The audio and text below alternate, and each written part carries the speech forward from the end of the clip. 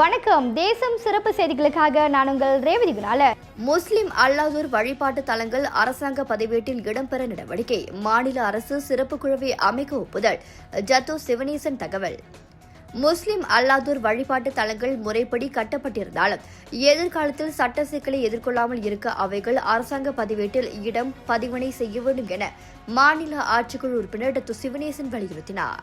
பெரும்பாலான வழிபாட்டு தலங்கள் அரசாங்க பதிவேட்டில் பதிவு செய்யப்படாமல் இருப்பது எதிர்காலத்தில் சட்ட மற்றும் நிர்வாக சிக்கலை ஏற்படுத்தும். இதனை தீர்க்கும் வகையில் மாநில ஆட்சிக்குழு கூட்டத்தில் சிறப்பு குழு ஒன்றை அமைத்து வழிபாட்டு தலங்களின் பதிவு நடைமுறையை எளிமைப்படுத்தும் பரிந்துரையை முன்வைத்ததாகவும் அதனை மாநில அரசாங்கம் ஏற்றுக்கொண்டதாகவும் தெரிவித்தார்.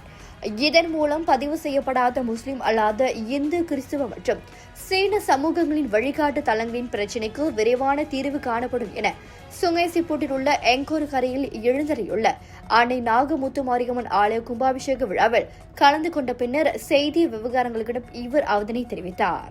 இன்று நம்ம ஸ்ரீ மகா நாகமுத்து மாரியம்மன் ஆலயம் காராய் என்ற ஊரில் இருக்கோம். இந்த காராய் சுங்கைசிப்பூட் நகரத்திலேருந்து ஏறக்குறைய ஒரு 10 கிலோமீட்டர் தொலைவில் இருக்குது.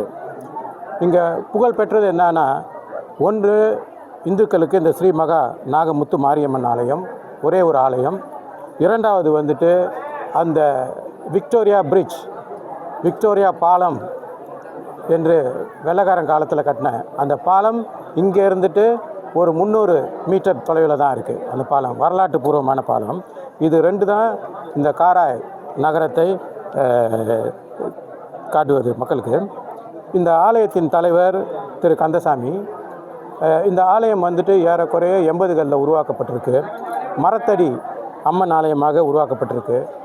பிறகு 85களில் இதை கட்டி இதற்கு முறையாக நில பத்திரங்கள் வச்சுருக்காங்க. அதை கெசட்டும் பண்ணியிருக்காங்க. பழைய ஆலயங்கள் பல ஆலயங்கள் நிலம் விண்ணப்பமே செய்யாமல் கட்டியிருக்காங்க. சில ஆலயங்கள் அரசாங்க நிலத்தில் விண்ணப்பம் பண்ணி முறையாக அந்த நிலத்தை பெற்றிருக்காங்க. ஆனால் அதோடு எல்லாம் நிப்பாட்டிக்கிறாங்க. 3வது கட்டம் ஒன்று இருக்குது. அரசாங்க நிலத்தை விண்ணப்பம் பண்ணால் அந்த நிலம் அவர்களுக்கு கிடைத்த உடனே அது அரசாங்க ஏட்டில் பதிவு செய்யணும். அதுக்கு பேர் இங்கிலீஷில் கெசட்டிங் அப்படின்னு சொல்லுவோம். மலாயில் பேர் ஒத்தான்னு சொல்லுவோம். இதை இந்திய சமுதாயமும் சரி, சீன சமுதாயமும் சரி, கிறிஸ்துவ சமுதாயமும் சரி, முஸ்லீம் அல்லாத சமுதாயம் 80% மேலே செய்யறதில்லை.